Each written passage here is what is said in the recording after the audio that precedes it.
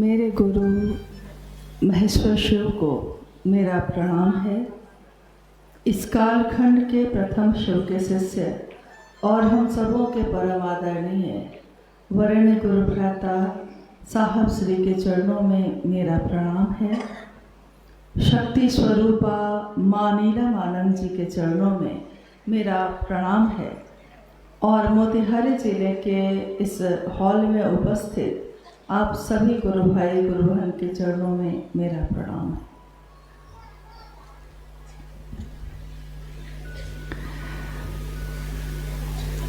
हम सबका सौभाग्य है कि अपने गुरु शिव का कार्य कैसे विस्तारित हो, कैसे बढ़े, इसके निमित्त आज इस संगोष्ठी में शामिल होने का मौका मिला है और सुबह से विभिन्न विषयों पे गति एवं गतिरोध पे, शिव गुरु का जो पद है, शिव की शिष्यता है, शिव की शिष्यता में चलने के लिए 3 सूत्रों का निरूपण है, इन सभी विषयों पे आज इस संगोष्ठी में बातचीत हुई है। महादेव के काम में हमारी आपकी सहभागिता क्या है, इस पे भी बात हुई।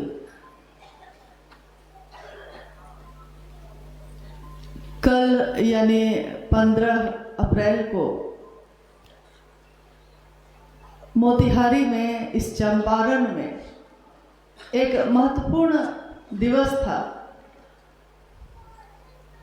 कल से पहले 108 वर्ष पहले एक आंदोलन यहाँ शुरू हुआ, नील आंदोलन। किसान जो यहाँ के थे, अंग्रेजों का इतना अत्याचार था, इतना अत्याचार था कि उसके विरोध में एक आंदोलन हुआ। इस देश ने बहुत सारी क्रांति देखी है, आंदोलन देखा है, लेकिन जब देश आजाद हुआ सन 1947 में, उसके अगले वर्ष यानी सन 1948 में भारत देश के बिहार राज्य के एक गांव जो सिवान जिले में है, उसमें एक बालक का जन्म हुआ। उनके माता पिता ने उनका नाम रखा हरिंद्रानंद। एक तरफ जहां ये देश हमारा भारत देश, एक तरफ अंग्रेजों से मुक्ति मिली, आजादी मिली, इस शरीर को आजादी मिली, यानी देश में जो हम रह रहे थे, इस देश को आजादी हासिल हुई, तो पूरा देश जो है आजादी का उत्सव मना रहा था।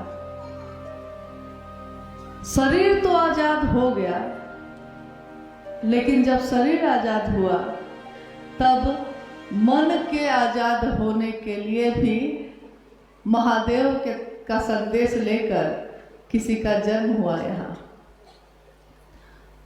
भारत देश उस समय असंख्य आडंबर से तंत्र मंत्र यंत्र अंधविश्वास ऐसी असंख्य संकीर्णताओं से घिरा था। आजादी मिली थी, बहुत चीजें लुट चुकी थी, तो मानसिक बल भी कमजोर था। आंदोलन जब होता है, क्रांति जब होती है, तो उसका अर्थ होता है कि किसी एक की सत्ता को हटाकर दूसरे की सत्ता लाना, यानी अंग्रेज गए तो भारत के लोगों का शासन हुआ। आंदोलन यानी किसी एक विशेष काम के लिए कि ये काम गलत है, इस काम को बंद कर देना चाहिए, इसके लिए आंदोलन किए जाते हैं। लेकिन ये जो शिव के शिष्य आए, उन्होंने कहा कि शिव की शिष्यता जागरण है, यह क्रांति या आंदोलन नहीं है। क्रांति सत्ता बदलती है, आंदोलन किसी विशेष कार्य से मुक्ति पाने के लिए किया जाता है, लेकिन जब जागरण होता है व्यक्ति के मानसिक और आध्यात्मिक तल का, तब ये जागरण उस व्यक्ति को सोने नहीं देता। और अगर उसका मन जग गया है तो मन जग गया है तो शरीर भी जगा ही रहेगा। मन ही सो गया है तब शरीर के जगे रहने का भी कोई अर्थ नहीं। शिव भी अपनी शक्तियों के बिना शव ही माने गए हैं। शक्तियां यानी ऊर्जा, ऊर्जा यानी जगी हुई है, जो देख रही है, जो कर रही है, जो सुन रही है। अभी आपने थोड़ी देर पहले मां नीलमानंद जी की उस छवि को देखा। मां नीलमानंद जी ने जब साहब के साथ कदम से कदम मिलाकर शिव की शिष्यता में अपनी सहभागिता देनी शुरू की थी, तो उन्होंने एक आवाहन किया उस समय, शिव तुम जागो, शिव तुम जागो।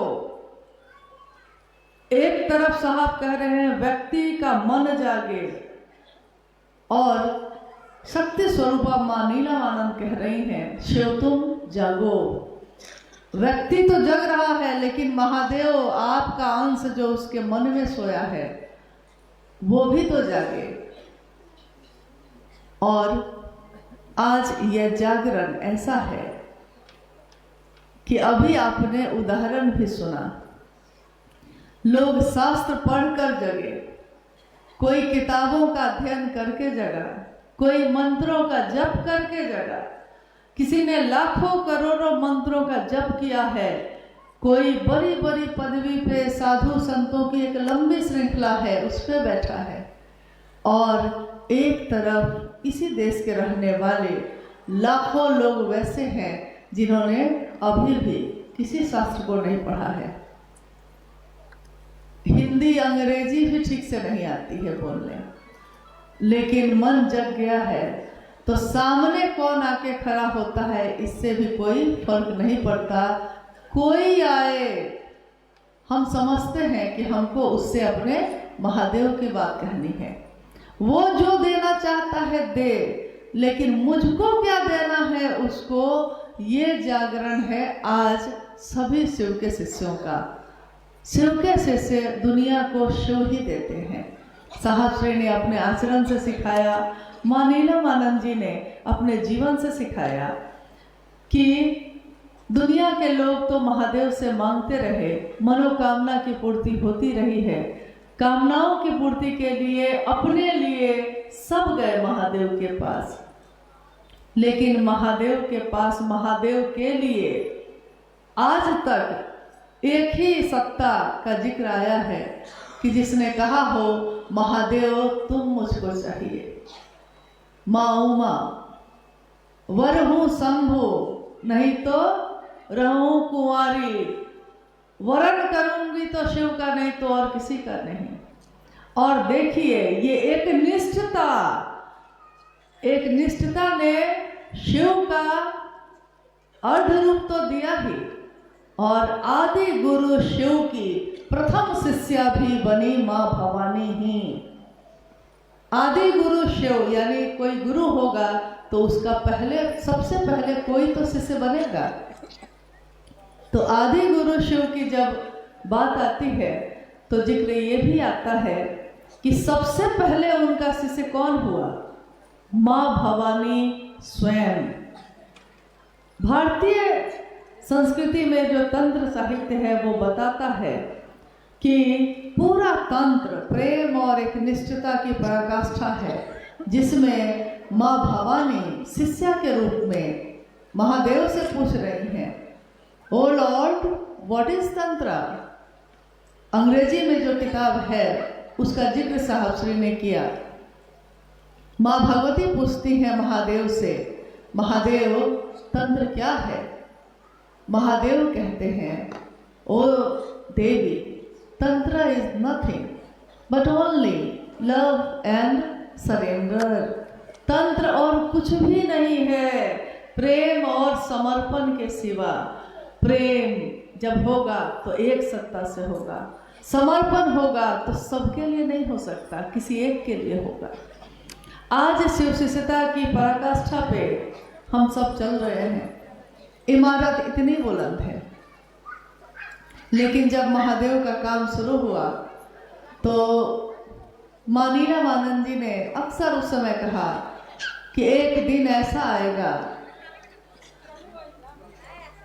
कि शिव शिष्यता की इमारत इतनी बुलंद होगी कि देखनिहार को धरनिहार नहीं मिलेगा। आज शिव शिष्यता की इमारत बुलंद होती जा रही है। उस इमारत के नीचे नींव में कितनी ईंटें लगी होंगी। जब कहीं कोई महादेव की बात नहीं करता था, तब इस जिले में ही नहीं, हर जिले में कुछ लोग आए, कुछ लोग खड़े हुए। उन लोगों ने सारे कष्ट, सारे कांटे झेले और नींव के पत्थर बने। नींव का पत्थर आज दिखाई नहीं देता।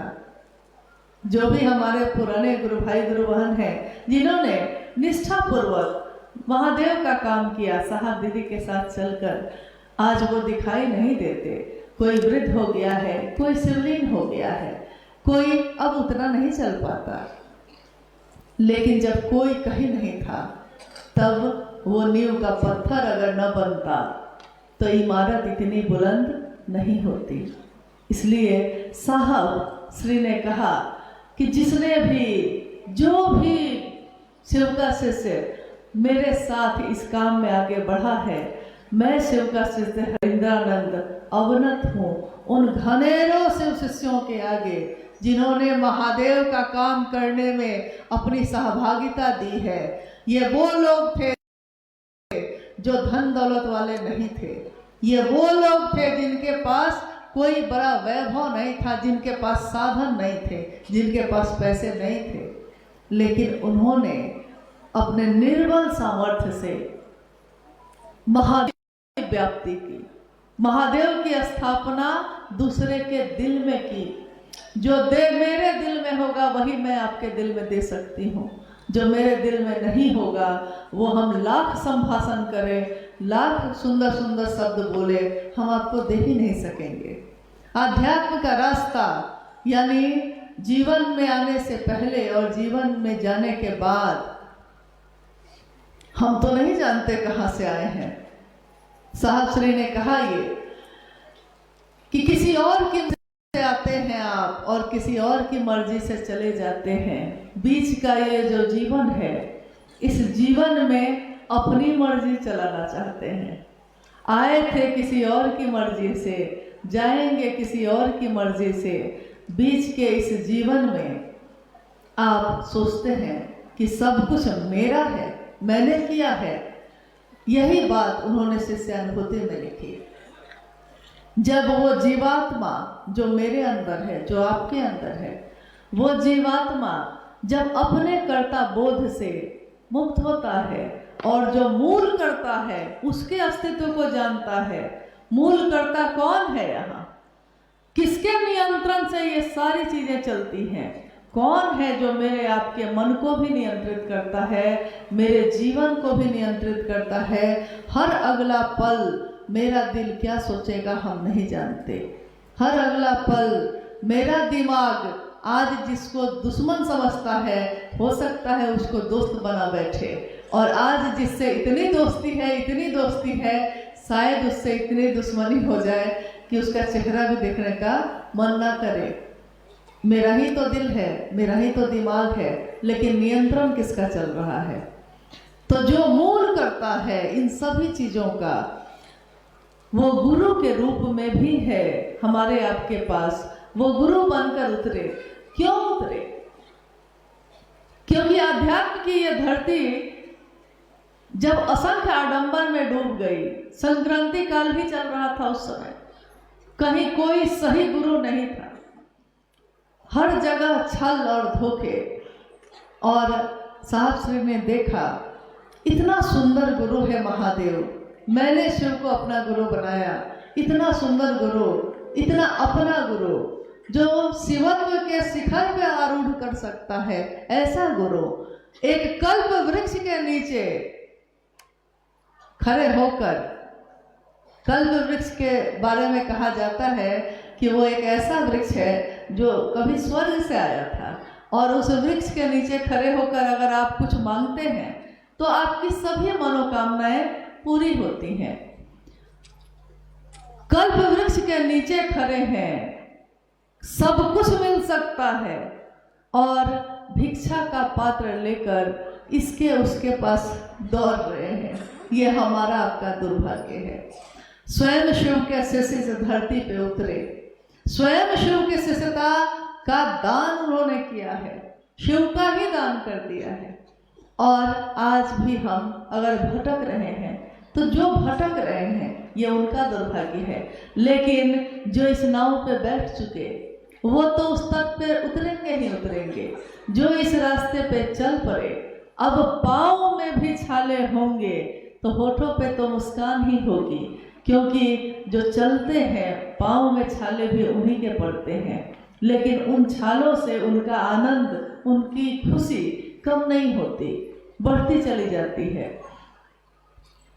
साहब श्री के जीवन में महादेव की शिष्यता का उतरना और इस कालखंड में शक्ति स्वरूपा मां नीलम आनंद जी का उनके साथ आगे बढ़ना, शिव और शक्ति की अवधारणा जो भी इस धरती पे है, अगर वो शरीर में उतरे तो कैसी होगी, ये हमारी आंखों ने, हम में से असंख्य लोगों के आंखों ने देखा है। साहब ने स्पष्ट कहा है, महादेव जो दिखाई नहीं देता, कण कण में है लेकिन दिखाई नहीं देता, वो महादेव हजारों हजार पैर से चलता है, वो महादेव हजारों हजार आंखों से देखता है। ये आंखें किसकी हैं? ये आपकी हमारी है, उन्हीं से देखता है महादेव। चलता किसके पांव से है? इन्हीं शिव शिष्यों के पैरों से चल रहा है। और बोलता किसके मुख से है? हम बोलते हैं, आप बोलते हैं। ये भ्रम हम में से किसको है कि हम बोलते हैं? बोलता भी वो महादेव ही है। मुख भले हमारा हो, आपका हो, लेकिन संदेश तो उन्हीं का है। इतने सालों से इस संदेश को लेकर हम और आप चल रहे हैं।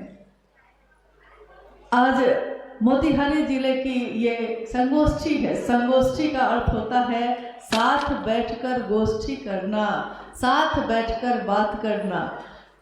क्या है, क्या समस्या है, क्या गति है, कितने सुंदर तरीके से और हम चल सकते हैं। और ये चंपारण का जिला इतना बड़ा है कि इसमें 27 प्रखंड हैं। मुझको लगता है कि शायद सभी प्रखंड के गुरु भाई गुरु बहन जो सक्रिय हैं यहाँ उपस्थित होंगे। सभी प्रखंड से लोग हैं यहाँ, हैं, यानी पूरा मोतिहारी जिला का कोई ना कोई प्रतिनिधि तो है यहाँ।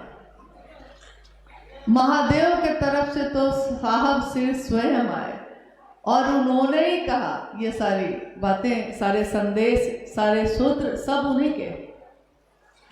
अगर वो ना आते शरीर में, क्योंकि लोग अभी बात हो रही थी और इससे पूर्व भी हम लोग सुनते आ रहे हैं कि साहब तो शरीर में नहीं है। अगर वो शरीर में ना आते तो क्या महादेव की बात हम सुन पाते? अगर वो शरीर में ना आते तो महादेव का दर्शन हम कर सकते थे?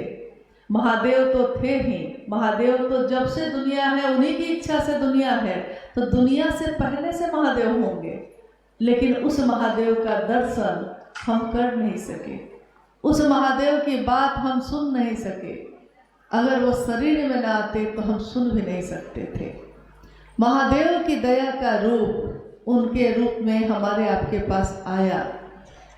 कभी ऐसा भी हुआ कि साहब और दीदी के लौकिक जीवन में किसी भी चीज़ की कमी नहीं थी। तब भी जब कोई जग जाता है, फिर जब वो देखता है कि सब सोए हैं, तो उसके अंदर बेचैनी होती है। हम अपने घर में भी, हम में से, आप में से कोई अगर पहले, सबसे पहले अपने घर में जगता होगा और वो देखता होगा कि बाकी लोग सोए हुए हैं, आप में से कोई ना कोई तो सबसे पहले जगता होगा और आप देखते हैं कि बाकी सब सोए हुए हैं, तो कैसी बेचैनी होती है। लगता है कि उठ क्यों नहीं रहा, जग क्यों नहीं रहा, सूर्योदय हो गया है, दिन इतना निकल गया, समय इतना बीत गया, कितने काम हो जाते, उठता क्यों नहीं है, कितनी सुंदर चीज है, सब कुछ कितना अच्छा है, लेकिन ये उठकर देखता क्यों नहीं है। तो एक बेचैनी, आपको चैन, आप जग गए हैं लेकिन आपको चैन से वो रहने नहीं देता। तो हम बार बार जाकर जगाते हैं, उठो भाई उठो, जागो, बाहर निकलो। अगर घर में आग लग जाए सोइएगा, अगर पता हो कि घर में आग लग गई है तो सो सकिएगा। जीवन में अगर ये आग लगी हुई है और महादेव बुला रहे हैं तो जगिएगा कि सोए रहिएगा। तो ये बेचैनी जिस तरह हमारे मन में घर में होती है, उसी तरह ये बेचैनी आध्यात्मिक जगत में जब साहब श्री जगे और उनका मन महादेव से मिला तो उन्होंने देखा कि महादेव जगा हुआ है लेकिन कोई उनका शिष्य नहीं है, कोई नहीं जगा है। और इस जागरण ने उनको सोने नहीं दिया। उन्होंने कहा कि जागरण वो होता है जो जग गया तो जग गया, अब वो सोएगा नहीं और ना वो कोशिश करना छोड़ेगा कि दूसरे भी जग जाए। इस क्रम में साहब श्री उस समय हर जगह गए, माँ नीलमानंद उनके साथ हर जगह गए। ये दौर वो दौर था जब वो स्वयं डिप्टी कलेक्टर थे और माँ नीलमानंद, आप में से अगर कभी कोई गया होगा मनातूगढ़ तो आज खंडहर है वो, लेकिन खंडहर ये बताती है कि इमारत कभी कितनी बुलंद थी, खंडहर भी बताती है ये।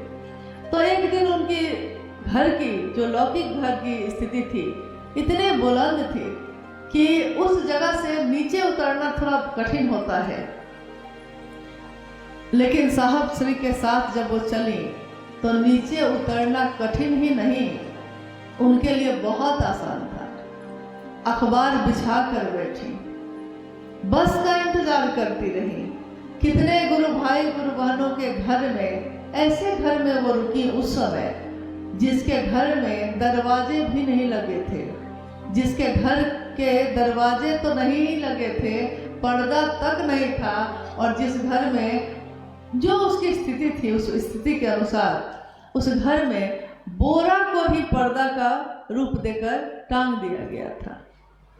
ठंड का समय था, पुआल बिछा है और हमारे साहब और दीदी उस पे सोए हैं। क्या मनोकामना थी साहब की उस समय, क्या कामना थी माँ नीलमानंद की, क्या उनको हमसे आपसे कुछ चाहिए था? चाहिए तो था, चाहा तो था उन्होंने, आज भी चाह रहे हैं। शिव का शिष्य होना एकमात्र कामना। शिव शिष्यों का इहलौकिक एक ही उद्देश्य होता है, एक ही कामना होती है कि जो जीव है वो शिव हो जाए, शिव का शिष्य हो जाए। मांगा भी तो शिव शिष्यता का उपहार ही मांगा, दिया भी तो शिव शिष्यता का उपहार ही दिया। यानी उन्होंने कहा कि लेना और देना दोनों तो मेरे लिए महादेव ही है। महादेव देता हूँ, महादेव लेता हूँ, और किसी चीज़ की कामना मुझको नहीं है। लोगों की संख्या बढ़ती चली गई, लोग उनके पास आने लगे, सैकड़ों हजारों में भीड़ आने लगी। शिव का आकर्षण काम तो कर रहा था, लेकिन इस आकर्षण के साथ साथ ज़्यादातर लोगों के मन में कोई न कोई छोटी छोटी कामना थी। साहब श्री ने कहा, मैं शिव को देना चाहता हूँ, लेकिन जो मुझसे मिलने आता है वो अपनी कामना लेकर ही आता है।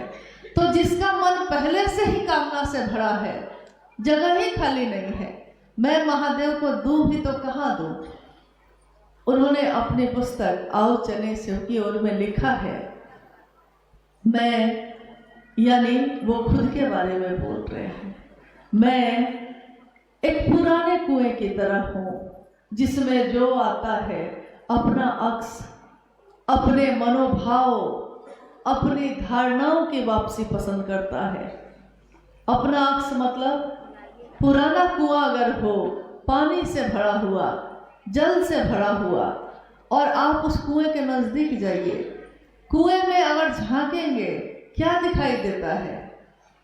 वो जल से भरा हुआ है, मेरे जीवन की प्यास बुझा सकता है, लेकिन हम उस कुएं में झांकते तो हैं अपना चेहरा देखने के लिए, अपना अक्स, अक्स मतलब अपना चेहरा। तो पानी में झांका है, दिखाई देता है अपना ही चेहरा। आवाज लगाते हैं, कोई भी आवाज जो उस कुएं में आप लगाते हैं, हम लगाते हैं, लौटती भी वही आवाज है जो आवाज हमने लगाई है। यानी अपनी धारणा हम पहले ही से सोच के बैठे हैं कि हम तो ऐसा ही करेंगे, हम वैसा नहीं करेंगे जैसा साहब चाहते हैं, हम जैसा चाहते हैं हम वैसा करेंगे, हम उनके अनुकूल नहीं होना चाहते, वो मेरे अनुकूल हो जाएं, हम उनसे नहीं साधना चाहते, हम उनको साध लेना चाहते हैं। ऐसी धारणा के साथ भी लोग आए। साहब ने कहा लेकिन ऐसे लोगों को याद रखना चाहिए कि लौटती भी उनकी परछाई ही है। परछाई यानी जो दिखाई दे रहा है वही न लौटेगा आपके साथ, परछाई ही लौटती है। शायद इस धरा धाम से जाने तक मैं पुराना कुआं ही बना रहूंगा। ये पीड़ा है उनकी कि क्या मेरे गुरु ने जो आदेश दिया कि जो तुम करते हो दूसरों को करने के लिए कहना, इस आदेश की पूर्ति के लिए मैं चल रहा हूँ, मीलों मीलों चल रहा हूँ, लेकिन ज्यादा संख्या में वैसे ही लोग मिल रहे हैं। कैसे होगा ये कैसे हो, इसके लिए उन्होंने 3 सूत्रों का निरूपण किया। 3 सूत्रों पे हर चर्चा स्थल पे बात होती है। ऐसा नहीं है कि बात नहीं होती, बात तो होती है। लोग कहते हैं कि क्या करना होगा महादेव को गुरु बना के, हम उसको बताते हैं कि 3 सूत्र करना होगा। वो पूछते हैं कि 3 सूत्र में क्या है, हम कहते हैं कि दया मांगिएगा, चर्चा करिएगा और प्रणाम करिएगा, बस इतना ही करना है। लेकिन हम उसको ये नहीं समझाते कि पहला सूत्र ही ये कहता है कि मन ही मन अपने गुरु शिव से ये दया मांगिए, मन ही मन ये दया मांगिए कि हे शिव आप मेरे गुरु हैं, ये मेरे में बड़ा दर्द है, मेरा होना ये बड़ा पीड़ा देता है, मेरा होना ये सोने नहीं देता है। साहब ने कहा महादेव तो सबके हैं, पूरी दुनिया के भगवान है, वो सार्वजनिक है, सबके लिए है, लेकिन अगर वो मेरे ना हुए तो मेरे किस काम के होंगे वो भगवान, लेकिन वो भगवान अगर मेरा नहीं है, होंगे वो जगत गुरु शिव, लेकिन अगर वो मेरे गुरु नहीं है तो मेरे किस काम के। अगर मेरे जीवन के अंधेरे को उन्होंने दूर नहीं किया है तो होंगे वो रोशन करने वाले, होंगे वो अंधेरे में डूबी चेतना को खींचकर रोशनी में ले जाने वाले, लेकिन अगर मेरे घर का अंधेरा दूर ना हुआ तो मेरे लिए किस काम के। तो महादेव के लिए साहब ने कहा कि शिव सबका है, जो सबका होता है वो किसी एक का नहीं होता, और जब एक का नहीं होता तो कोई उसकी परवाह भी नहीं करता। महादेव सबके गुरु हैं, करेंगे और हम नहीं करेंगे तो क्या होगा। सब तो कर रहे हैं, सब तो कर रहे हैं, एक मेरे नहीं करने से क्या होगा। लेकिन ये मेरा करना ऐसा ही है जैसे बूंद बूंद से सागर का भर जाना। हम में से हर व्यक्ति को अपने गुरु के लिए निकलना पड़ेगा, हर आदमी को अपने गुरु की बात दूसरों तक पहुंचानी ही पड़ेगी। अगर हम ये नहीं कर सकेंगे तो अपने गुरु शिव को गुरु दक्षिणा भी नहीं दे सकेंगे। देखिए यहाँ दीक्षा और गुरु दक्षिणा की बात आती है। जब भी गुरु और शिष्य परंपरा की बात होती है, इसमें गुरु दीक्षा देते हैं और शिष्य गुरु दक्षिणा देता है। हर जगह है, शरीरधारी गुरु भी कोई होंगे तो दीक्षा देंगे, मंत्र देंगे, तो हम कुछ ना कुछ उनको कपड़ा, पैसा, चढ़ावा देते हैं। गुरु दक्षिणा कहा जाता है इसको। महादेव गुरु है, जगत गुरु शिव ही गुरु है, कण कण उसी का है, उसको हम क्या देंगे। यहाँ मोतिहारी आने से पहले हम लोग दरभंगा में थे, दरभंगा होते हुए आए और दरभंगा में मुझको याद आया कि जब साहब श्री दरभंगा में आए थे शिव गुरु महोत्सव के लिए और लौट के वो गए, तो उन्होंने कहा कि एक अद्भुत चीज, कुछ बहुत वर्ष पहले की बात कह रहे हैं आपको, एक अद्भुत बात आज मुझको महादेव से पता चला कि देखिए, आज तक मैं यही सोच रहा था, इतने दिन से महादेव को गुरु बनाया था, दूसरों को बताता था, ये सोचता था कि गुरु दक्षिणा में क्या दिया जा सकता है, महादेव गुरु है तो गुरु दक्षिणा में हम क्या देंगे। और दरभंगा में महोत्सव में एक जिज्ञासा आई मंच पे, जिज्ञासा थी कि गुरु शिव है तो गुरु दक्षिणा क्या होगा। दीक्षा तो साहब ने बताया कि दीक्षा होगा आपके मन में इस विचार का प्रवेश करना कि शिव मेरे गुरु है, यही गुरु की दीक्षा है। शिव की दया ही दीक्षा है, दया हो जाना, इस बात का प्रवेश कर जाना, यही गुरु की दीक्षा है। लेकिन गुरु दीक्षा देते हैं तो फिर दक्षिणा का भी मामला आएगा ही आएगा। तो ये जिज्ञासा आई थी दरभंगा में उस महोत्सव में, और साहब ने कहा सच्चाई ये है कि मुझको नहीं पता कि एक शब्द में इसका उत्तर क्या होगा। अगर कोई पूछे कि भाई मैं पूछ रहा हूँ और आप तुरंत इस बात को बताइए, तो मुझको नहीं पता कि क्या उत्तर होगा इसका। लेकिन उन्होंने कहा कि जैसे ही यह जिज्ञासा पढ़ी गई कि गुरु दक्षिणा क्या होगी, और मैं सोचने लगा कि क्या होगी, और मेरे कानों में एक शब्द गूंज गया। मेरे कान सुन रहे हैं और शब्द, एक शब्द, कृतज्ञता। और साहब ने कहा कि मैंने उस जिज्ञासा को लेकर फिर से पढ़ा कि जिज्ञासा आई है कि शिव को गुरु हो हैं तो उनकी गुरु दक्षिणा क्या होगी, और गुरु की दक्षिणा शिव को अगर देनी है तो कृतज्ञता ही होगी और कुछ भी नहीं। साहब ने कहा कि अरे मेरा क्या है इसमें, जो महादेव देता है वो आपको दे देता हूँ, जो महादेव समझाता है सो समझाता हूँ। मैं तो, मेरी स्थिति तो वही है कि गया था मैं शिव को देखने, गया था मैं शिव से मिलने, लेकिन लाली मेरे लाल की जित देखो तित लाल, लाली देखन मैं गया, मैं भी हो गया लाल। मैं लाल से मिलने गया था, महादेव से मिलने गया था, महादेव ऐसे मिले, ऐसा पकड़ा उन्होंने कि आज मैं उनको नहीं देखता हूँ, वही मुझको देख रहे हैं। आज मैं उनको नहीं पकड़ रहा, वही मुझको पकड़े हुए हैं, और ऐसा पकड़े हुए हैं कि मैं हिल भी नहीं पाता। जो वो चाहते हैं सो मुझसे करवाते हैं। गुरु जब पकड़ ले, गुरु के नियंत्रण में अगर शिष्य हो तो गुरु अपने शिष्य को सिर्फ पारस ही नहीं बनाते हैं, अपने जैसा भी बनाते हैं।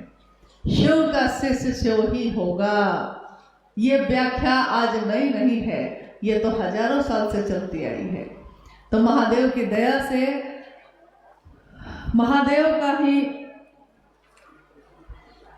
महादेव की ही ये दुनिया है, उनकी दया से हमारे आपके जीवन में शिव के शिष्य साहब हरिंद्रानंद जी आए, शिव शिष्या दीदी नीलम आनंद आई, और हम सबको एक नया रास्ता दिखाया। इस रास्ते में आनंद ही आनंद है, कोई पीड़ा नहीं है, कोई दुख नहीं है। इस रास्ते में कोई कांटे भी नहीं है, कांटे जो थे वो भी फूल बन गए, और तपती धूप भी छाया बन गई है। कहीं कोई कांटा नहीं, कोई गतिरोध नहीं है। थोड़ा थोड़ा जो हम लोग को मिलता है वो भी जरूरी है, अगर वो ना मिले तो हमारा शरीर थोड़ा ज़्यादा ही आराम पसंद करने लगता है। जैसे यहाँ इस हॉल में थोड़ा आराम से है तो ज़्यादा आराम से बैठिएगा, आंख बंद हो जाती है। कितने लोगों की आंख बंद होने लगी, आराम शरीर को मिला और सोने लगा मन। और बाहर अगर धूप में बैठे होते तब नींद आती नहीं आती, तब नींद नहीं आती। यानी शरीर को आराम मिलता है तो मन उसको भोगने लगता है, मन को आराम मिलता है तो शरीर भी उसको भोगेगा। इसीलिए शास्त्री ने कहा है कि इंसान का, व्यक्ति का, किसी भी मानव का शारीरिक शक्ति से भी बलशाली होती है उसकी मानसिक शक्ति, और मानसिक शक्ति से भी बलशाली होती है उसकी आध्यात्मिक शक्ति। किसी भी इंसान की शरीरधारी जो भी हम और आप हैं, हमारी स्थिति ये है कि हम जो है हर बात में रोते ही रहते हैं। महादेव दया नहीं किए, महादेव ये नहीं दिए, महादेव वो न दिए। साहब ने कहा कितना रोओगे, रोते ही रहोगे, रोते ही रहोगे, कब तक रोते रहोगे? कभी तो मन से महादेव को मांगो। अरे महादेव अपने हो जाएंगे तो ये चीज़ें तो खुद ही ठीक हो जाएंगी। जो वो हो जाए तो क्या ऐसा है जो मुझको उपलब्ध नहीं होगा? तो रोने की आदत जिसको भी होती है, हर बात में जो रोता है, दुनिया उसको रुलाती ही रहती है। लेकिन महादेव को पाया है तो हंसना तो सीखिए, खुद भी हंसिए, दूसरों के जीवन में भी आनंद दीजिए, खुशी दीजिए। बाकी जीवन में तो पीड़ा है, स्वाभाविक है कि जीवन शुरू होता है रुदन से और अंत भी होता है रुदन से। साहब कहते हैं कि बीच में खुशियां ढूंढते हो, पागल हो क्या? बीच में खुशी कितनी मिलेगी? यहाँ खुशियां हैं कम, बेशुमार है गम, इसका अंत नहीं है। लेकिन महादेव मेरे आपके हो जाएंगे तो खुशियां ही खुशियां हैं। हाँ, सब कुछ अच्छा ही अच्छा है। ये चूंकि संगोष्ठी है और इस संगोष्ठी में हम आप विभिन्न जगहों से आए हुए सब गुरु भाई गुरु बहन बैठे हैं।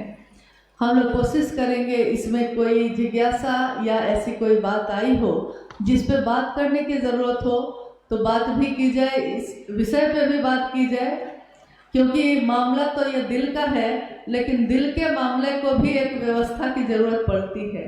तो जब व्यवस्था की ज़रूरत पड़ती है तो कुछ न कुछ समस्या आएगी ही आएगी, कुछ कमी कुछ ज़्यादा होगा ही होगा। प्यार करने के लिए तो दिल की ज़रूरत है, लेकिन उस प्यार से ब्याह करने के लिए पंडित जी की ज़रूरत है, ब्याह करके घर में लाने के लिए, रखने के लिए घर की ज़रूरत है। नहीं तो कोई कहेगा कि भाई ये तो दिल का सिर्फ मामला है, मामला तो दिल का ही रहता है। लेकिन दुनिया में रहते हैं, जिस देश में रहते हैं, जिस व्यवस्था में रहते हैं, व्यवस्था भी करनी पड़ती है। तो जैसे ही व्यवस्था आती है, कभी कुछ कम होता है, कभी कुछ ज़्यादा होता है, कुछ घटता है, कुछ बढ़ता है, कभी प्यार होता है, कभी तकरार होता है। जरूरी है कि रिश्ता बना रहे, तकरार करना गलत नहीं है। हम लोग गुरु भाई गुरु बहन जब महादेव के काम में चलते हैं तो सबका मन सबसे मिल जाए जरूरी नहीं है, यह हो भी नहीं सकता। हमारा आपका मन इतना अलग अलग है कि हम चाहे भी एक जैसा करना तो नहीं हो सकता।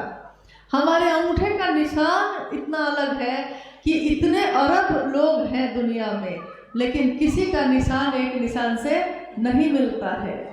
यहाँ तक कि रुद्राक्ष जो हम धारण करते हैं, रुद्राक्ष के बारे में कहा जाता है कि रुद्राक्ष पे जो आकृति बनी रहती है वैसी ही आकृति होती है हमारे अंगूठे की, यानी कि उसका भी एक दाने में जो बना हो दूसरे में नहीं मिलेगा। शिव की दुनिया ऐसी ही होती है, विसंगतियां, चाहे वो रुद्राक्ष के दाने हो, चाहे हमारा आपका मन हो, चाहे हमारा आपका जीवन हो, विसंगतियां ही विसंगतियां हैं। लेकिन इन विसंगतियों में भी संगति की स्थापना करते हैं शिव। जैसे ही हम शिव भाव की परिधि में आते हैं, हमारा मन, हमारे मन की हलचल सब खत्म हो जाती है और हम सब गुरु भाई गुरु बहन एक भाव में बंध जाते हैं। हमारी सभा एक हो, हमारे भाव जो हृदय में जो संचलित होते हैं, जो आते और जाते रहते हैं, जो मिलते और बिछड़ते रहते हैं, उसमें भाव एक ही हो, शिव का हो, और हमारी बात का विषय भी एक ही हो, शिव हो, तो संगति की स्थापना हो जाएगी।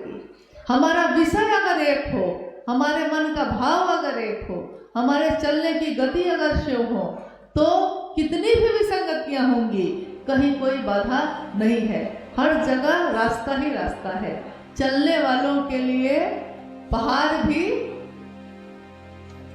आप लोगों को मालूम है साहब ने क्या कहा है, लेकिन बोल नहीं रहे। नहीं, चलने वालों के लिए पहाड़ भी सीढ़ी होती है और नहीं चलने वालों के लिए सीढ़ी भी पहाड़ होती है।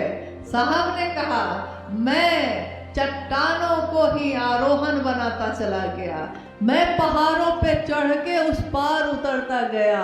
मेरे गुरु की दया ने सारे अवरोधों को आरोहण बना दिया, यानी चट्टान की तरह जो चीजें खड़ी थी मैं उस पे चढ़ के उतर गया।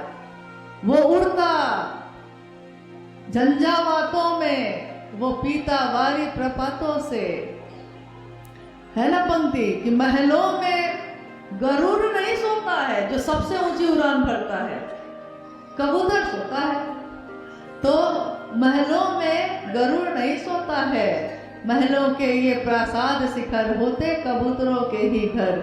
महलों में गरुड़ नहीं सोता है, वो उड़ता झंझावातों में, वो पीता वारी प्रपातों से।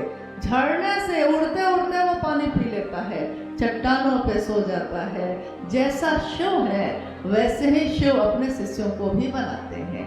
शिव संदेश देते हैं कि न्यूनतम व्यवस्था में भी सुखी रहा जा सकता है।